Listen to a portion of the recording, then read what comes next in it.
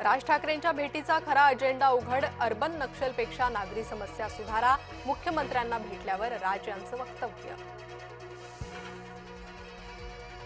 मुख्यमंत्री फडणवीस यांच्या भेटीला राज, उद्धव गटात अस्वस्थता, ठाकरे बंधूंच्या एकत्रीकरणाबाबत गोंधळ कायम.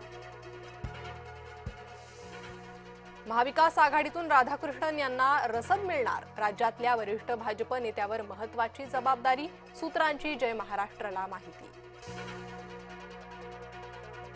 वेल्हेच्या नामबदलाला केंद्राची मान्यता, वेल्हे तालुका आता राजगड नावानं ओळखला जाणार.